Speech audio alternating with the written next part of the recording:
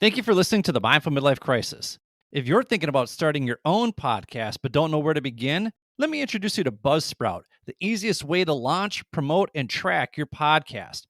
I've been using Buzzsprout for the Mindful Midlife Crisis since the very beginning, and let me tell you, it's a total game changer. With Buzzsprout, you'll get your podcast listed on all the major platforms like Apple Podcasts, Spotify, Overcast, and more, all with just a few simple clicks. Plus, their stats dashboard gives you everything you need to see how your show is performing, including detailed insights into your audience and download numbers. I am absolutely addicted to this feature because I love seeing all the places around the world where the show is being downloaded, from major metropolitan cities like Chicago, Illinois, Frankfurt, Germany, and Sydney, Australia, to little rinky-dink towns like Louisburg, Nova Scotia, and my hometown of Sauk Center, Minnesota. The best part? Buzzsprout is super easy to use. Whether you're a podcasting pro or just starting out, Buzzsprout will guide you through the entire process with no tech background required. You can even add magic mastering to make your audio sound its best without all the complicated editing. Go to the show notes and use my promo link to get a $20 credit to your account that you can immediately use to get your podcast up and running. So what are you waiting for? Hit that link in the show notes to start your podcast today. Ever wonder how I get such crystal clear audio and video quality during my guest interviews? It's all thanks to Riverside FM. Riverside FM is my go-to platform for recording studio-grade quality audio and video interviews, no matter where you or your guests are. I've been using Riverside for the Mindful Midlife Crisis for almost the entirety of the show, and it's made a world of difference in the clarity of my audio and video. Plus, it's super easy to use. Riverside records each participant locally in 4K video and uncompressed audio, so even if you or your guest's internet connection lags, your recordings come out crystal clear. You don't have to worry about glitches or delays ruining the conversation. It's like recording in a professional studio without ever leaving your home, which is perfect for a guy like me who records in locations all over the world. Riverside FM also makes editing a breeze with separate audio and video tracks for each person, and you can even use their magic editor to polish your episodes before publishing. Not only that, but it creates epic sound bites and video clips that you can turn into Instagram and TikTok reels in no time without having to search for them, which is great for me because I hate doing that social media crap to promote this show. If you're serious about producing top-notch content, whether it's for a podcast or video interviews, Riverside FM is the way to go. If you're ready to take your podcast quality to the next level, click the link in the show notes and give Riverside a try today. Trust me, your listeners will notice the difference. Hey there, I wish we could do this show ad-free, but these products and services really do enhance the quality of this podcast, and I'm a big believer in promoting people who do good work. Not only that, but when you support these products and services, you're also supporting the show. If you're looking for other ways to support this podcast, be sure to stay tuned until the end of the show and don't forget to click on those show notes. Now, on with the show. Coming up on the Mindful Midlife Crisis.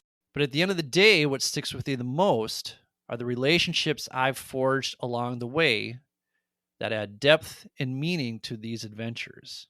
I have crossed paths with many people throughout my time abroad, and though many of us may be separated by thousands of miles, we're still connected by the memories we created. But in the case of Aki, who's no longer here, whose memories take on an even deeper significance, those aren't just memories. They're reminders of how much joy and energy she brought into the world. Losing her makes me realize that the connections we make, no matter how fleeting they seem at the time, can leave a lasting imprint on our lives.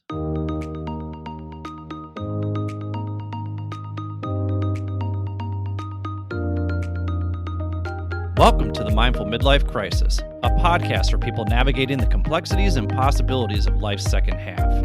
I'm your host, Billy Lahr, an educator, personal trainer, meditation teacher, and overthinker who talks to experts who specialize in social and emotional learning, mindfulness, physical and emotional wellness, cultural awareness, finances, communication, relationships, dating, and parenting, all in an effort to help us better reflect, learn, and grow so we can live a more purpose-filled life.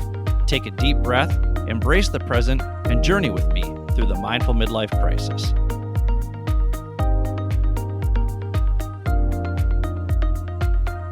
Welcome to the Mindful Midlife Crisis. I'm your host, Billy Lahr. Thank you for tuning in wherever you are.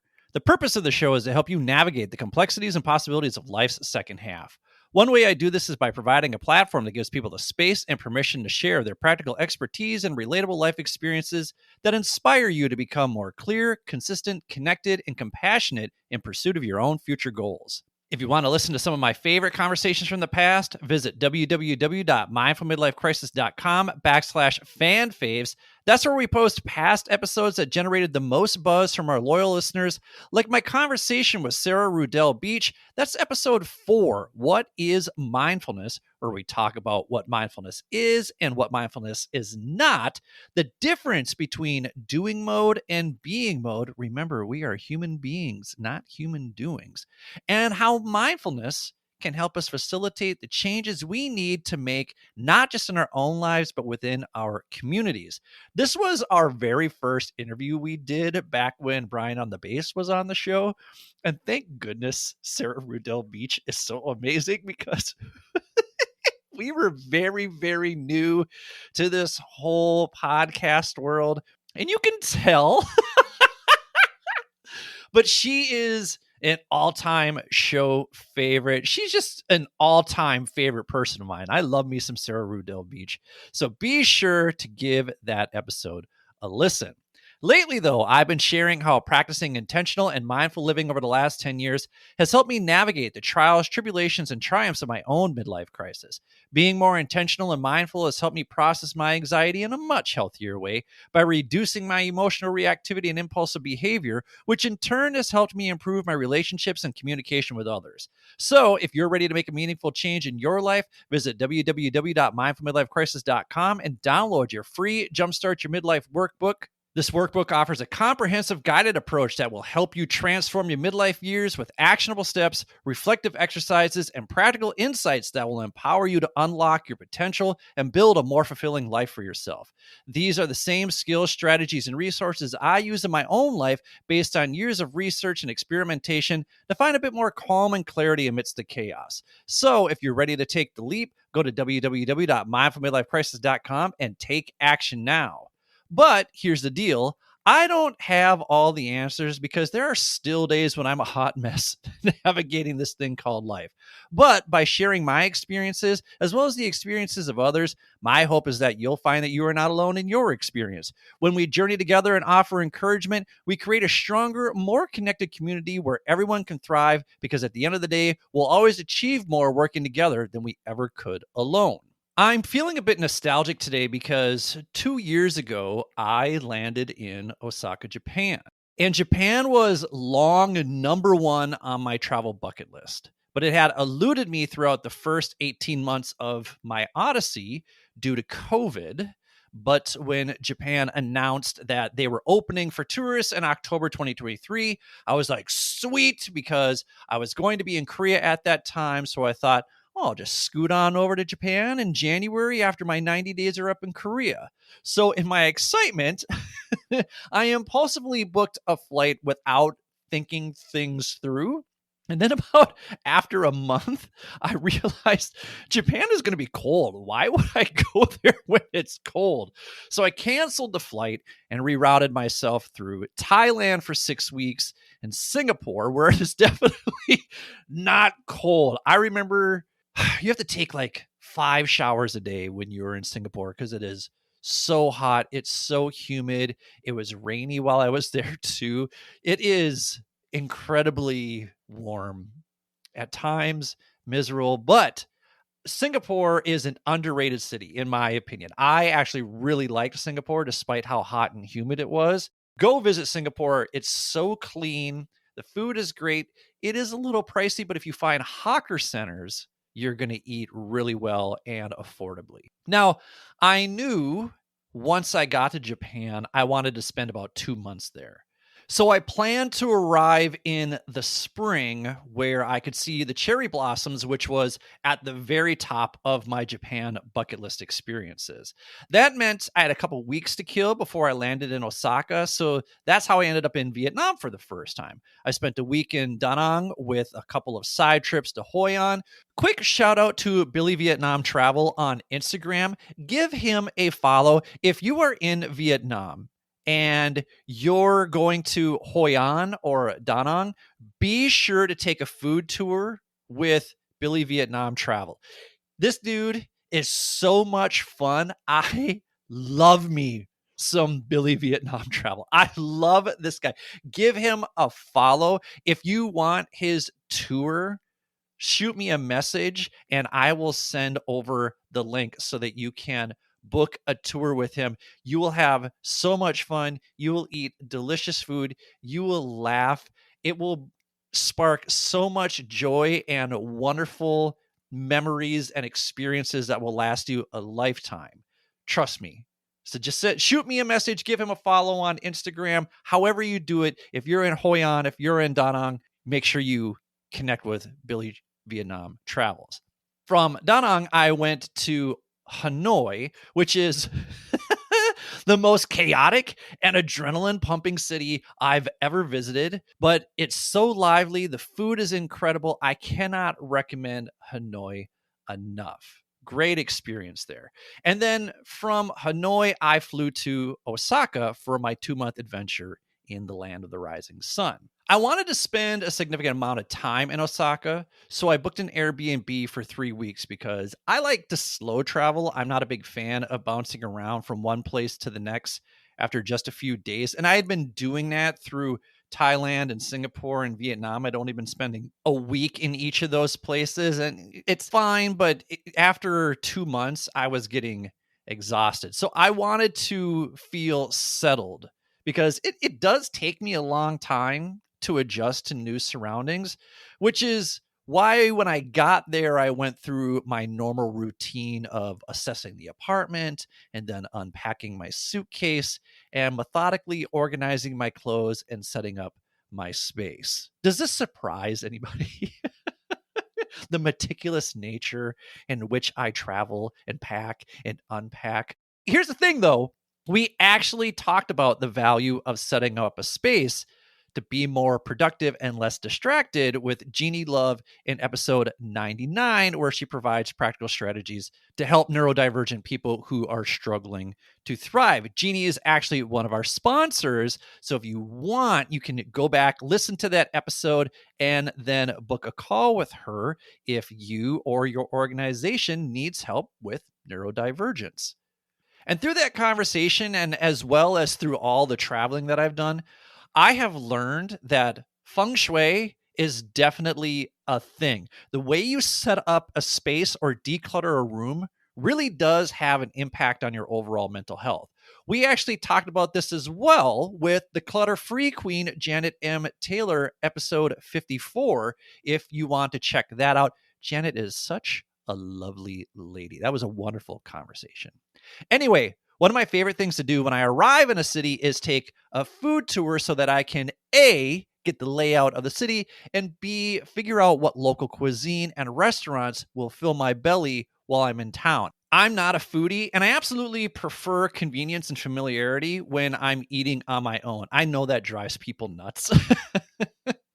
I will begrudgingly try something peculiar when I'm with others, but eating is a social event for me. So when I'm by myself, I just want something comforting and filling and cheap. If it tastes fine, what do I care? If I go out with friends, then I'm there for the experience and I want to eat delicious food. But if I'm just cooking for myself, or if I'm hungry and out on the street, I'm going to go for convenience. Maybe that's why I solo travel. People are like, oh, I want to have this exquisite experience with food. And I'm just like, nah, let's go do something else. When it comes to food tours, though, which I really, really do enjoy, Airbnb has some pretty excellent experiences you can book. And if you are ever traveling to a city that I have talked about on this show, let me know. There's probably a food tour that I have done that I can recommend to you. So I want to talk about the one that I did in Osaka because the first night that I was there, I was looking to see what the city had to offer. Lo and behold, I found a food tour that took us to various izakayas, which are Japanese bars that have a variety of small, typically inexpensive dishes and snacks and drinks. And the reviews for this particular tour were a perfect 5 out of 5 stars. So I was like, click, I'm in.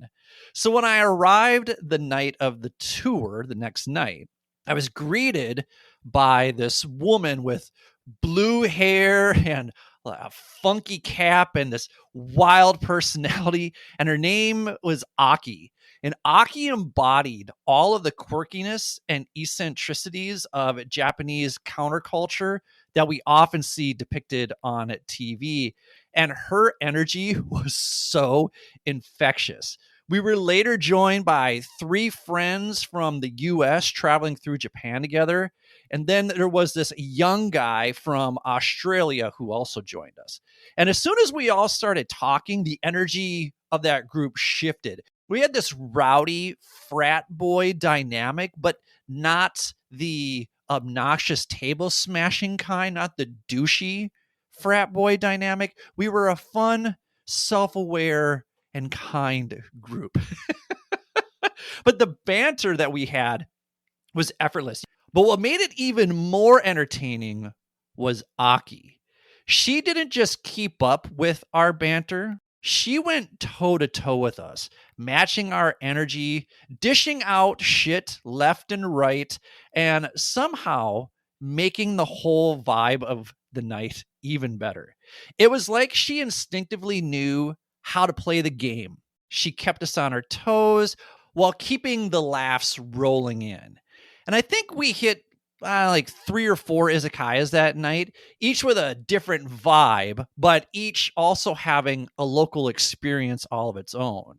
And I'm not going to give you a play-by-play of every spot we hit or all the food that we ate, but instead, I want to talk about what stands out the most to me from that night, and that's Aki. Like I said, Aki had a way of making each one of us feel special while simultaneously giving us shit. She refused to order our food and drinks for us. Instead, she asked us what we wanted from the menu, or we could let her choose if we were feeling adventurous.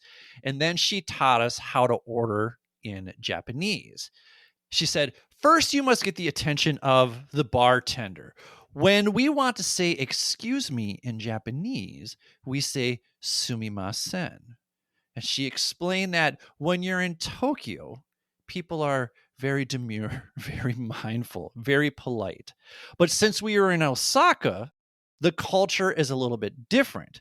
So she said, when you want to get someone's attention in Osaka, you don't say sumimasen, you say sumimasen. And what's funny about that is later when I was traveling to Tokyo, I asked people that I met there about this, and they were like, oh yeah, people from Osaka and the entire Kansai region are just so loud and outgoing and funny. It's like a totally different world over there. They're like, the typical Japanese decorum does not exist in Osaka or the Kansai region.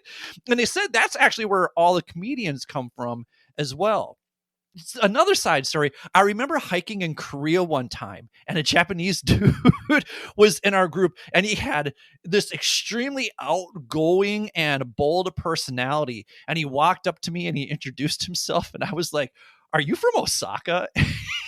He was like, yeah. And I'm like, oh yeah, I can totally tell. And we both laughed because we knew what that meant, because he just had that larger than life personality. And that's what Aki was like. And Aki wanted us to experience Osaka the way she experiences it, which meant we also had to mingle with the locals. So from time to time, she would make us go up to random patrons minding their own business, sitting at the bar, and ask for their recommendations. Asasume wa nan desu ka? How is that? If you're in Japan and you heard that, let me know how my pronunciation was. You can text me using the link in the show notes. Let me know, how was my pronunciation? Asasume wa nan desu ka? There was this other thing that she would do that made me laugh, But it totally drove me nuts. I would be talking to her and asking her questions about the area or the food or whatever. And she would just nod and smile at me in this cartoonish way and answer me in Japanese. And I was like, what are you doing? I don't understand you. She would just carry on and just answer and speak to me in Japanese. I'm like, oh my gosh. But it was so funny how animated she was as she was answering me and answering my questions. But it was yet another way her personality shined through and added to the enjoyment of the evening. So once the tour was over, I knew I wanted to hang out with Aki some more. So I told her that I was going to be in town for a few more weeks, and she enthusiastically said, "Let me show you my city." She had so much pride being from Osaka. So for the next few weeks, Aki showed me around her city. We hit a food truck fair at a local park that I definitely would not have visited on my own or even known about if it wasn't for her. She invited me to join her food tour that night for free because she only had one person signed up for it, and she thought it would make for a better experience for that person if there was at least one more person in the group. And I remember she took us to a different izakaya that night from the previous night. And the patrons at this establishment were so much fun. They reminded me of the people you see in Cheers because these were definitely locals that were there every single night. But they were so thrilled to have us there and wanted to take pictures with us, and they wanted to talk baseball with us because they were diehard Hanshin Tiger fans, which is Osaka's baseball team. And it was all made possible by the Pied Piper of Osaka, Aki. Now, the experience that stands out the most to me while I was in Osaka is the time Aki took me to a maid cafe called Maid Dreamin'. This, I cannot put this experience into words because it's just one of those things that you need to do. You just need to have this experience for yourself. But it's like walking into the Max from Saved by the Bell, but all the wait staff are young, overly cheerful, and just a little too cute to be real Japanese women in frilly dresses and cat ear headbands. And they greet you with high-pitched voices and this explosion of enthusiasm. You feel kind of like a creep while you're there because they call you master. And I don't know how you don't feel like a dirty old man the entire time you're there. And thank God Aki was there to translate because I would have had no idea what was going on or how to order, because the only way to get their attention is if you take your hands and make little bunny ears with your fingers and say meow meow, and then they turn right around and they come right to your table. But if you're just like, excuse me, sumimasen, they don't acknowledge you. You have to go meow meow. It's so ridiculous. So I'm just like, well, what do I order? So I ordered some frizzy green drink and an egg in curry. And when they deliver the food, they drew a picture of a cat on the egg using ketchup. And you cannot take video or pictures while you're there unless you pay for it. And then they give you a Polaroid that you can take with the girls at the end. And if you're wondering how I did that, absolutely, I did that. I absolutely did that because you also receive a passport and you put the picture in there, and that makes you an official citizen of the magical land of Maid Dreamin'. This all sounds so ridiculous. At one point, this was the wildest. A maid got on stage and led the whole cafe in some kind of synchronized hand motion dance while people waved glow sticks. And of course, I was dancing. Aki was laughing and bopping around in her chair, soaking up every ounce of this ridiculous. And it was just so absurd, yet over the top wholesome and just completely charming. I just had so much fun despite how cringy it was. I could not stop smiling or waving my hands in the air or dancing around in my seat. Seriously, I cannot recommend this experience enough. Go to a maid cafe in Japan. They have maids lined up on streets where the maid cafes are. So you'll know where the maid cafes are because you'll just be like, oh, there are maids handing out flyers to go to their respective maid cafe. Go. It's an absolute must. Now, the last time I saw Aki, she took me to the Osaka teamLab Botanical Gardens. Aki loved capturing visual beauty. She actually worked on independent films and had a knack for capturing the subtle beauty of the world with her camera, which made teamLab Botanical Gardens the perfect spot for us to explore because it's this sprawling outdoor space where glowing orbs float in the water, massive egg-shaped lights change colors when you touch them, and the trees seem to pulse with life, like they're breathing along with you.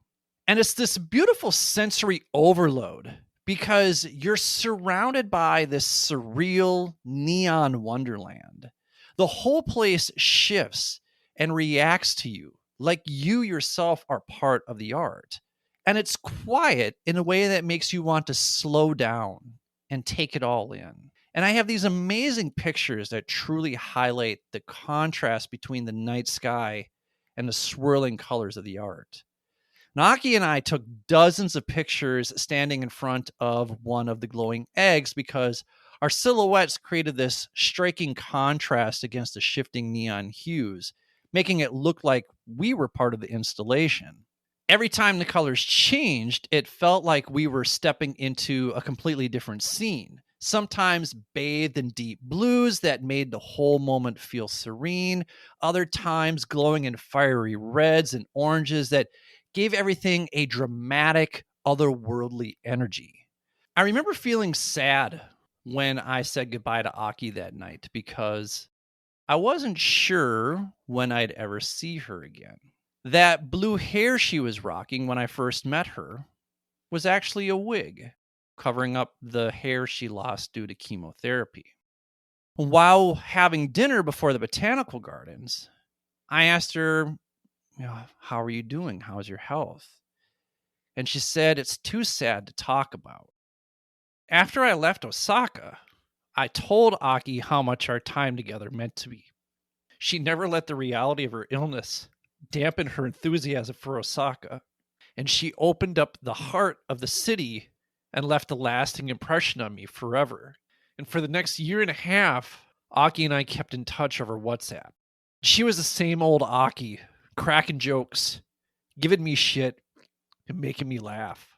She and I would toss around these ridiculous ideas like buying one of those dirt cheap abandoned houses in the Japanese countryside and turning it into an Airbnb. And she also told me about how she flew all the way to Los Angeles just to watch the final installment of the Indiana Jones saga. She'd been too busy with work to catch it in theaters when it was first released in Japan. So when she finally has some time off, she Googled where it was still playing. It turned out the only theater in the world still showing The Dial of Destiny was in LA.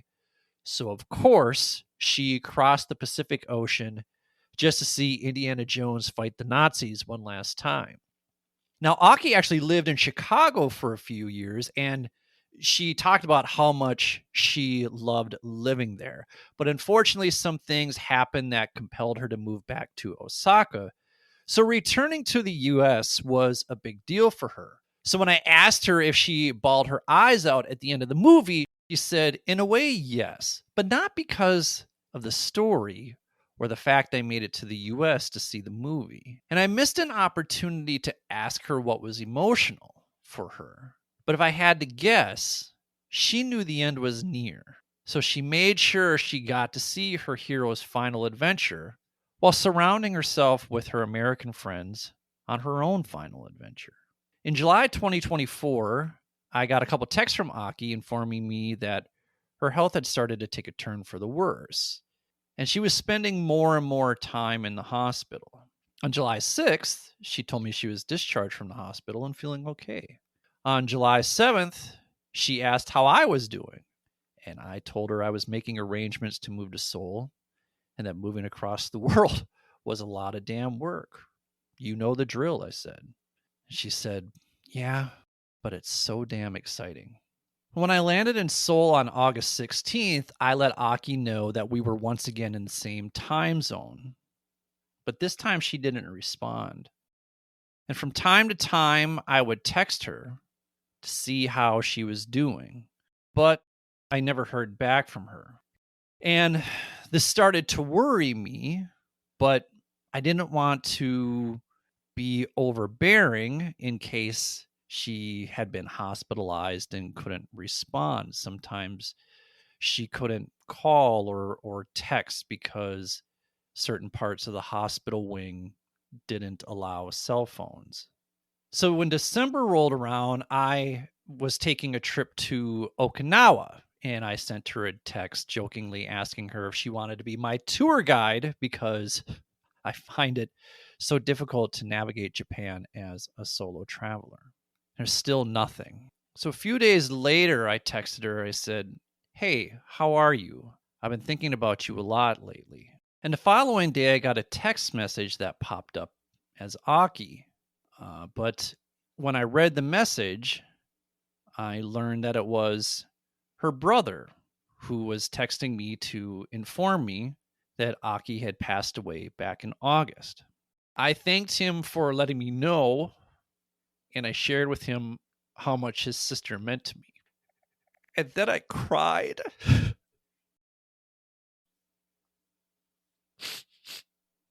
As I think back on those 3 weeks in Osaka, I'm reminded that the true essence of any journey is not just in the places you visit, but in the connections you form. And Aki, with her bold personality and her genuine warmth, her enthusiasm and passion for finding the beauty in this world, became much more than a tour guide. She became a cherished friend, and the memories we created together still continue to brighten my days. But I'm so fucking sad that I don't get to stand in her light ever again. So I'm going to take a minute to regroup. And when we come back, I'm going to share 5 essential questions to help you reflect on the relationships and connections that have shaped your life's journey, how they've influenced you, what they've taught you, and how you can nurture them moving forward. Thank you for listening to the Mindful Midlife Crisis.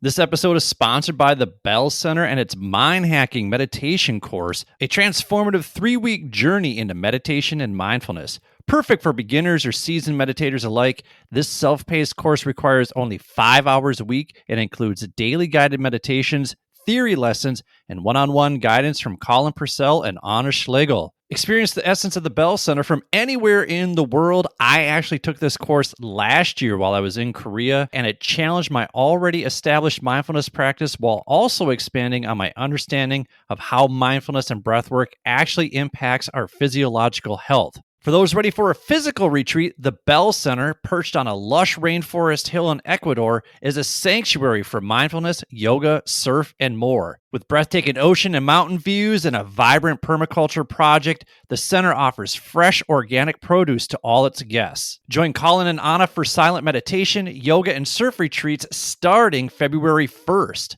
I actually attended a breathwork workshop with these two when we were all at the Ngor Island Surf Camp in Dakar, Senegal, and that workshop helped me reevaluate my relationship with my breath, and I know working with Colin and Anna, whether online or in person, will do the same for you. Learn more at www.thebell.center.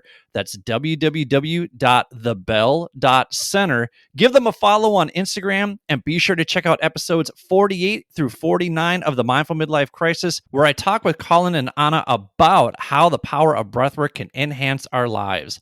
The Bell Center. Stoke your inner calm one breath at a time. This episode is sponsored by Gray Tonic. Do you ever question your relationship with alcohol? Gray area drinking and gray areas in general affect millions of people who don't identify with extremes but still feel something isn't quite right. Whether it's with alcohol, your health, or even relationships, these gray areas can quietly hold you back. If this sounds familiar, don't miss episode 61 with gray area expert Carrie Schweer, where she shares her personal journey through gray area drinking and explains how her own frustration with traditional programs led her to create Decide 30, a new program from Gray Tonic that doesn't just address drinking, but tackles all those in-between spaces where we tend to get stuck. With Decide 30, you'll explore what drives your habits, refocus on what truly matters, and develop daily tools to start moving forward. One of my listeners who worked with Carrie shared that her approach opened doors in ways he didn't expect, helping him to become a better husband, father, and leader. And as someone who's personally moved through gray area drinking and has been sober for over a year now, I can tell you firsthand the difference it makes to be clear and intentional. So if this resonates with you, check out the link in the show notes to learn more about Gray Tonic's Decide 30 program. This might be the exact opportunity you've been waiting for to make lasting changes in every area of your life. This episode is sponsored by Beyond Coaching with Jeannie Love. Looking to create a more inclusive workspace for your neurodivergent colleagues? Or maybe you're seeking effective strategies for your own ADHD journey. If so, check out episode 99 of the Mindful Midlife Crisis with Jeannie Love, a neurodivergent coach and consultant with over 20 years of experience specializing in ADHD and autism. Jeannie helps organizations create workplaces where neurodivergent employees can excel. Through tailored consulting, she provides environmental audits, practical recommendations, and specialized coaching and training to support neurodivergent team members. She's also equally passionate about coaching professionals who discover their neurodivergence later in life. Using her neuroautonomy method, she helps clients develop personalized tools for building confidence, productivity, and emotional resilience. If you're ready to explore how neurodiversity coaching can enhance your workplace or personal journey, book a free 60-minute discovery call with Jeannie at www.beyondcoaching.pro. That's www.beyondcoaching.pro. And let Jeannie empower neurodivergent individuals and workplaces to thrive with confidence, clarity, and compassion. This episode is sponsored by the Simple Man Guide. Hit a career rut and have no idea what to do next? Then check out episode 63 with the Simple Man, Brian Gallagher. Brian once had what many would call the perfect career, a high-paying job, zero debt, and all the luxuries he could want. But deep down, he knew something was missing. It wasn't until he ditched the normal career path, utilized his strengths, and followed his curiosities that he discovered his life's work, helping others find their life's work. So, if you're feeling drained by your career, can't imagine another 15 to 20 years of the same meaningless work, get yourself a copy of Brian's Solo Business Blueprint and start building your path out of the rat race. This free email course is packed with step-by-step guidance to help you find your business idea, get clear on the problem you solve, find those ideal clients needing your help, and stop overthinking and start building your own career path, all without leaving your job, all without wasting lots of time, all without posting on social media. If you're ready to get started, visit www.simplemanguide.com today to break free, create your own path, and live life on your terms. Thank you for listening to the Mindful Midlife Crisis. My mission is to help you navigate the complexities and possibilities of life's second half by introducing you to people and resources that will help you jumpstart your life. When you support our sponsors, not only are you supporting this show, but you're also supporting your own personal growth and development. Keep seeking out ways to invest in you and your future. And now, back to the show.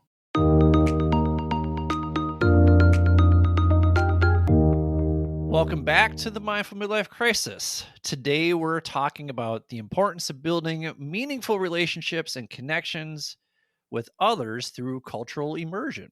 So now it's time for 5 essential questions. And Matt Hazard, hit that theme music and cheer me up. Ooh. Yeah, I needed that. Thank you, Matt Hazard. This segment is designed to help you reflect, learn, and grow as you navigate life's complex decisions. Each episode, I'll present 5 thought provoking questions aimed at fostering self awareness and personal growth. These questions encourage you to dig deep, challenge your perspectives, and unlock your full potential. If you want a digital copy of each week's 5 essential questions emailed to you, just go to www.mindfulmidlifecrisis.com and join my newsletter. New members also get my Jumpstart Your Midlife workbook, which is a great companion piece to this segment. Whether you're facing a major life transition or simply looking to gain clarity, these 2 resources will provide practical tools to help you move forward with confidence and purpose. Whew, okay, let's get into this first question. Oh my goodness. Huh. How's everybody doing? How are you guys doing? I'm doing all right. I'm doing all right. In case anybody's wondering, I'm doing all right. We'll get through this episode. All right, here's our first question. Who has left a lasting impact on your travels, on your journey, and how have they enriched that experience? So clearly for me, Aki, Soulshare, the Johnny Birds, I've talked about them all, and they've had a significant impact on my journey the past 3 years of my life, 3.5 years of my life. Woo, time flies. In episode 39, I also gave a long shout out to all the people who made the first leg of this all encompassing trip a memorable experience. That's when I was in Dakar, Spain, and Portugal. So if you're tired of hearing me talk about Seoul, you can check out those episodes. I also had a great experience when I was in Chiang Mai because that's where I learned how to play pickleball thanks to my friend Nantikan. And I have eaten more northern Thai food. So delicious. So delicious. It's amazing. And that is due to Chiang Mai local celebrity May Siriani. Many thanks to you, May. And while traveling through Vietnam, I've enjoyed various tours that took me to local hangouts. And when I went way up north to Ban Giac Falls, which is like one of the most beautiful natural wonders of the world. I've never seen anything like it before in my life. We did this homestay with a Vietnamese family, and we had such an incredible night. And without those people in my life, I wouldn't have had certain memorable experiences that have transformed the way I see the world. So I invite you to reflect on the people in your life, from ordinary to extraordinary, and think about what qualities they bring into your life or brought into your life that made your time together memorable. The next essential question is, what unexpected friendships have you formed on your travels, and how have these relationships influenced your perspective on different cultures and places? For me, there's just too many to list here. I am eternally grateful to my friends Chiro and Carla, who I met while I was in Lisbon. And then there's Diana, who I met in Tokyo. And there's Aiko, who I met in Osaka. When I was in Puerto Vallarta, I ran into this British dude named Adam while he and I were both trying to find some waterfall deep in the forest. And luckily, he knew the way. So I just followed him to the waterfalls. And from there, we just kind of bonded. So we decided to hang out a few more times when we were in Puerto Vallarta. We went paddleboarding together. It was just a lot of fun to connect with somebody during that solo adventure. But here's the thing. After I left Mexico, we didn't really keep in touch. It was just one of those things that we hung out a few times while we were in Mexico.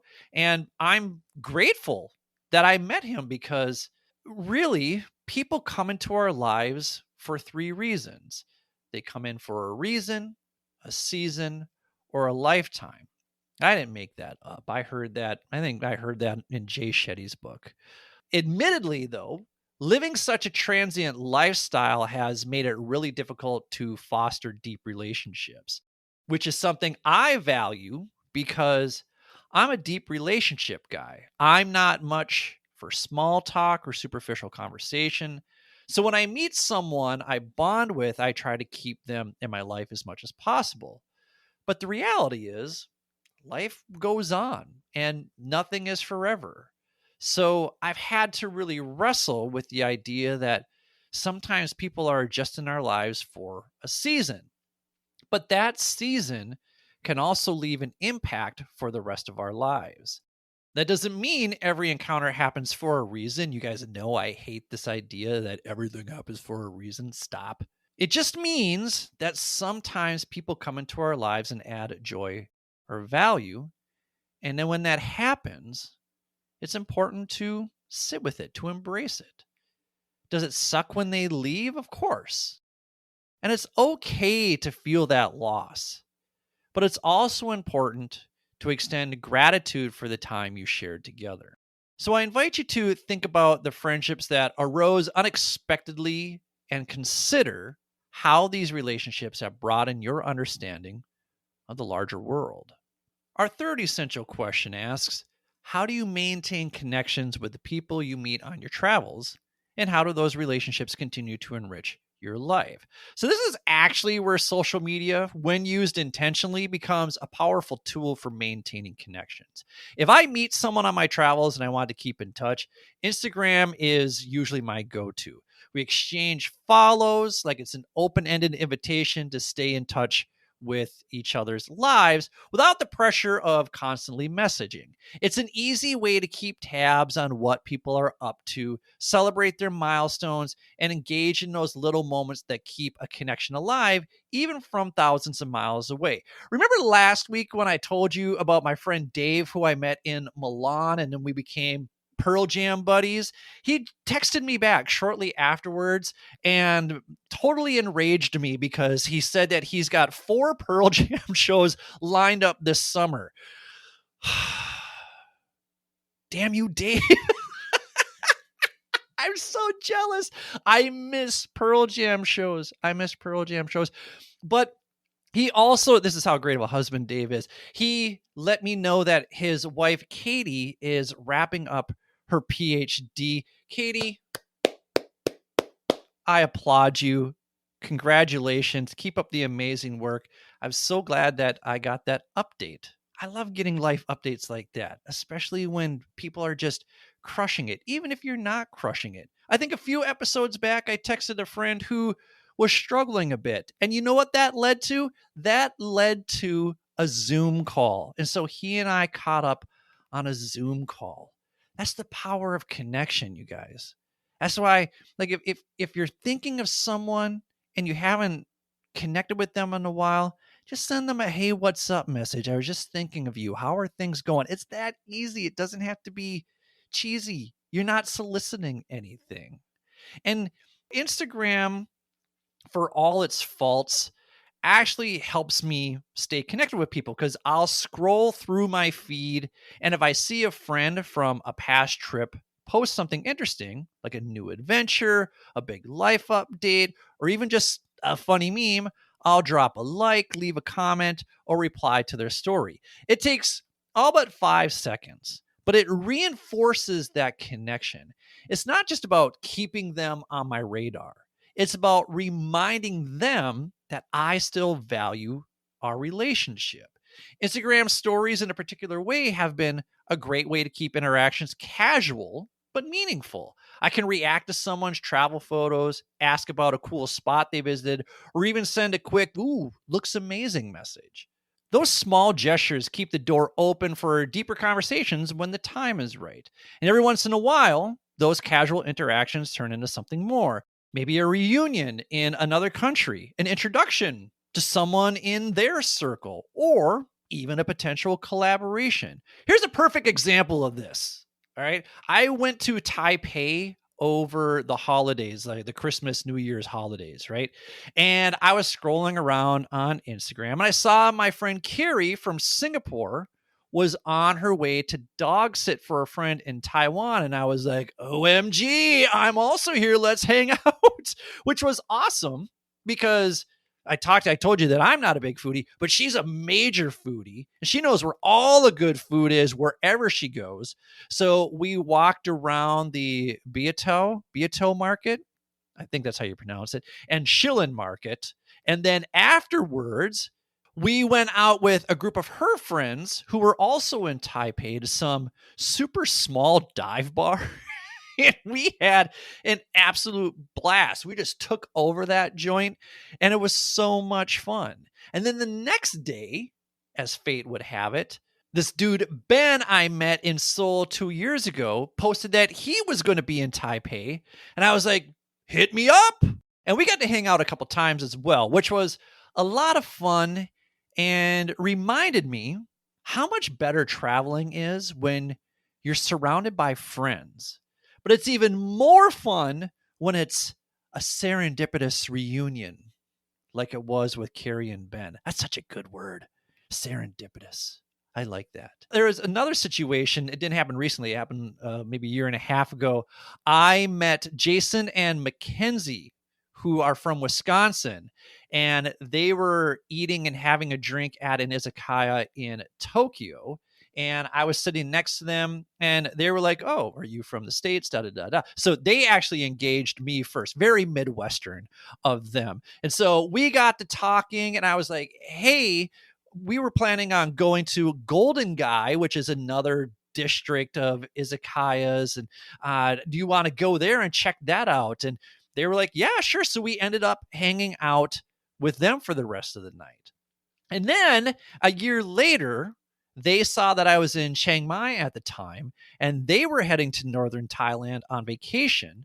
So we found some time to hang out at a local Thai restaurant. Thank you once again, May Siriani, for taking us there. And then later we hit the Sunday night walking market. It was so much fun to catch up with them. And for me, being around Midwesterners was so refreshing because sometimes you just miss having conversations with people who understand where you're from. But beyond just staying in touch, these connections have enriched my life by keeping me inspired. Seeing people I've met continue to grow, travel, and reach their goals reminds me of why I value these experiences in the first place. It's a constant reminder that there are people all over the world who share my mindset, people I can always reach out to, connect with, and learn from. So yeah, Instagram might be a lot of things. You might be watching this on Instagram right now because you're doom scrolling. But if you're, make sure you pause. Anytime you see my face on Instagram, you should pause and you should think to yourself, now what is this idiot talking about? And just spend a few minutes with this video. It'll hack the algorithm and then more people will find this show. Make sure you can comment below. Maybe you can answer the essential question right down below. Interact with this post. Because when you use social media for good, it can actually be an incredible way to maintain friendships across borders. So consider the ways you keep in touch with those you've met along the way. What methods have you found most effective for nurturing these long distance relationships? Our next essential question asks, in what ways have your interactions with locals changed your experiences of the places you visited? Now, I hate to admit this, but I haven't ingrained myself much within the local communities in some of the other places I've visited, like I have in Seoul. And truthfully, I think I have robbed myself of some really magical experiences. In hindsight, I think I would take a more philanthropic role and volunteer more often because I've been way too selfish with my time. And I think that's why I experience such isolation and loneliness at times. I mentioned my friend Carrie before from Singapore. She's frequently volunteering in other countries and having such enriching experiences. She's somewhere right now. Is she in Japan right now? Yeah. And she does all this volunteering and pet sitting, and people reach out to her all the time because they love her because she does such great work and she loves pets. And I've come to realize that the connections that she makes with people, with especially the locals, that's what I'm missing at times. If I were to get back out on the road again, I think this is where hindsight can become foresight. I would seek out more opportunities that put me in the heart of the local scene because I know it would develop a deeper appreciation for the culture and the people. I often thought about doing a work exchange through Worldpackers, www.worldpackers.com, if you want to check that out. It looks really interesting. They have such a unique variety of volunteer work exchange experiences listed on that site. But I was so obsessed with not being tied down with responsibilities so I could have the flexibility to do whatever I wanted and go wherever I wanted, whenever I wanted.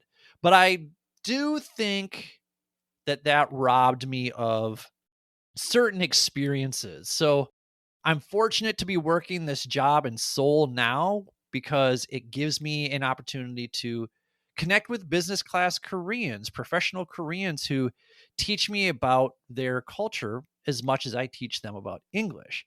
By the way, speaking of Korean culture, Korean wedding culture is a wild discussion topic for us to have at a later date on this show. Anyway, the more I reflect on my travels, the more I see that meaningful experiences aren't just about where I go, but how I choose to engage with the culture while I'm there. Connection doesn't happen by accident. We need to be intentional. So, moving forward, I want to be more deliberate about immersing myself in the places I visit, not just as a passing observer or a tourist, but as someone actively participating in the community, whether through volunteering, cultural exchanges, or simply making time to build relationships with more locals.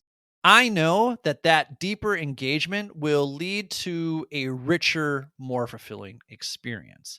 So I invite you to reflect on how locals have deepened your appreciation and understanding of their culture and hometowns. Ask yourself, how have interactions with locals differed from your experiences with interactions with other tourists or more traditional tours? Reflect on how the locals have deepened your appreciation and understanding for their culture and hometowns, just like how Aki deepened my appreciation for Osaka. Which takes me to our last question. How do you honor the spirit of someone who played such a meaningful role on your journey when they're no longer around? One of the nicest things anyone has ever said to me is, Billy, what I like about you is that when you're excited about something, you want everyone else to be excited about it too. I love talking to people about the experiences I've had in my life, mainly to encourage you to have a similar experience. Because if you're listening to me or if we're just friends, there's a good chance if I like it, you might like it too. That's why I carefully choose my guests for this show. Because if I'm not excited to talk to them, then why should I expect you to be excited to listen to them? It's why I talk about the bands I love so enthusiastically. And I'm not just talking about Pearl Jam, don't get me wrong. I wouldn't have seen them 54 times in 9 countries if I didn't love me some Pearl Jam. But I'm talking about rounding up a group of friends to go see bands like Dead Walleye back in the day, or organizing a soul share event to listen to the Johnny Birds, or bringing a crew of people to check out Brute Squad or Space Needle or Gen X Jukebox or whatever band my former co-host Brian on the bass is playing in that night. I know what lights me up, and I want to share those things with you as well. So when I travel somewhere and have an unforgettable experience, I want to tell you all about it so you can have that experience as well. But when I said I'm sad that I'll never get to stand in Aki's light again, I'm not just sad for me. I'm also sad for you. Because you were fucking robbed of that experience.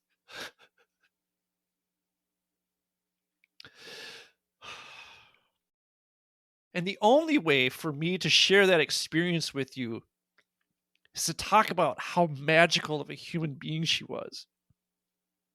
We did the same thing when the always entertaining Matt Hazard and I talked to death doula Daniel Slupeski after Matt's dad passed away. It's episode 107. For those of you going through the hardships of losing a loved one, whether it's already happened or will happen soon. But Daniel's advice was to honor the dead by talking about what we remember about them.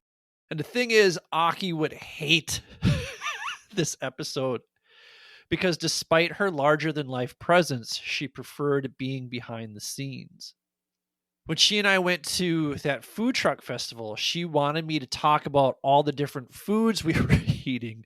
So she put on her cinematographer's hat and told me to present the food in this captivating way while she used her phone to film me from different vantage points and angles. But that was her gift. She shined her spotlight onto you so you could be the star of the show. Aki rarely posted on Instagram. But when she did, she was usually capturing something simple and beautiful while playing around with the exposure and lighting. There's only a few posts where Aki's actually in the picture, but in each one, her smile is the focal point. And there just aren't that many people in the world who will ever embrace the joys of life like Aki did. Gallivanting around the world like I did for the last 3 years can often blur experiences into a montage of sights and sounds, and memories made can sometimes lose their significance.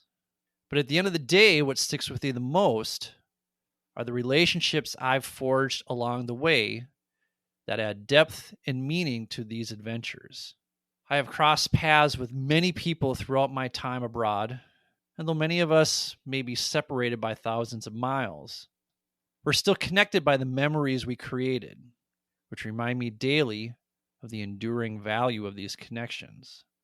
But in the case of Aki, who's no longer here, whose memories take on an even deeper significance, her laughter, her quick wit, her passion for life, those aren't just memories. They're reminders of how much joy and energy she brought into the world. Losing her makes me realize that the connections we make, no matter how fleeting they seem at the time, can leave a lasting imprint on our lives. So Aki, even though you may be gone, your light will always shine within me. And I am so grateful for the time that we had together. Hey, did you guys enjoy this episode?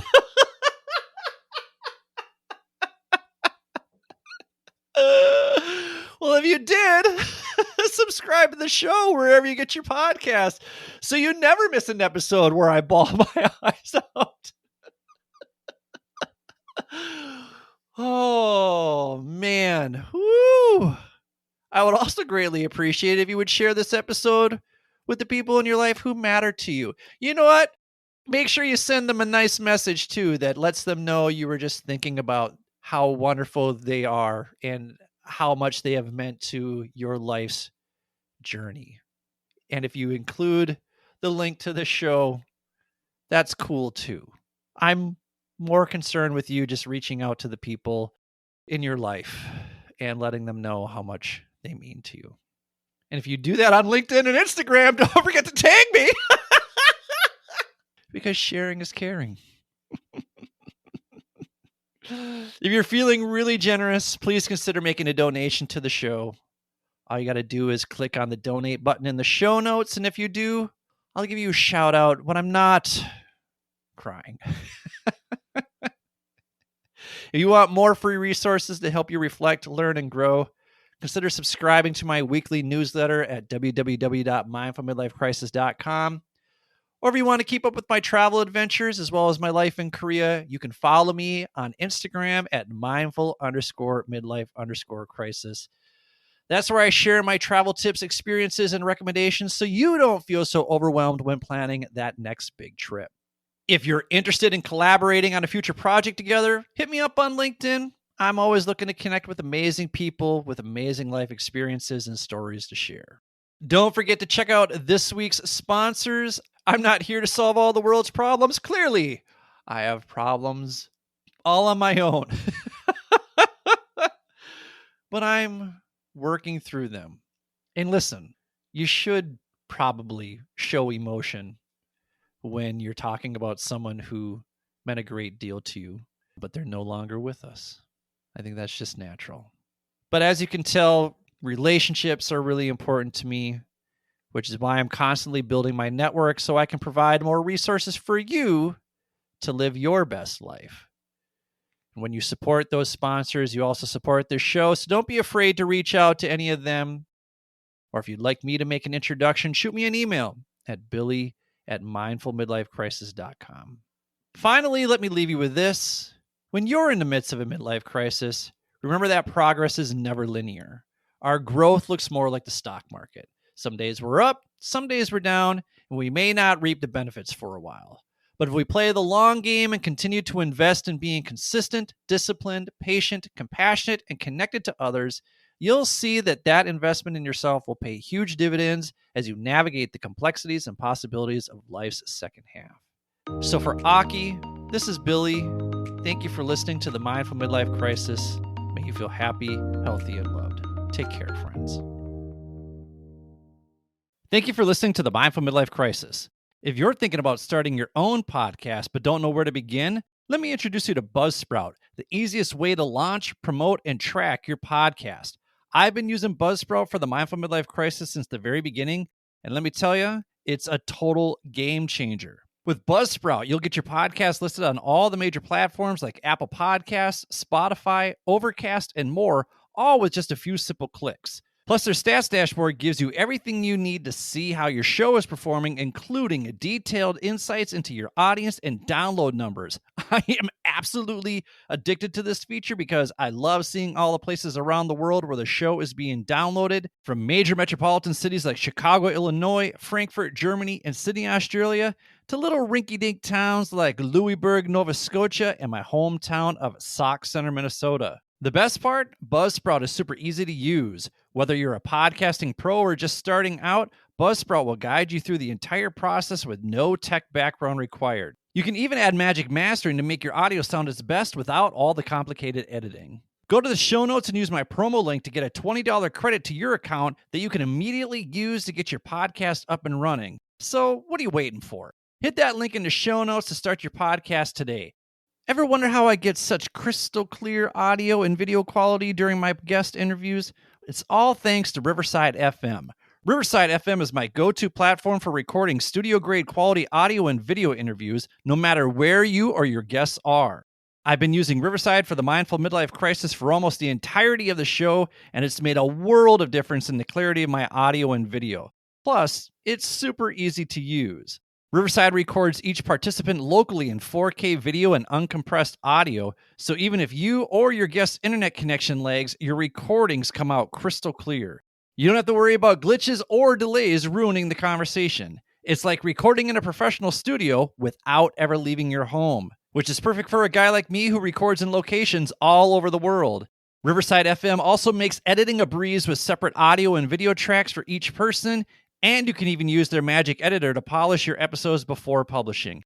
Not only that, but it creates epic sound bites and video clips that you can turn into Instagram and TikTok reels in no time without having to search for them, which is great for me because I hate doing that social media crap to promote this show. If you're serious about producing top-notch content, whether it's for a podcast or video interviews, Riverside FM is the way to go.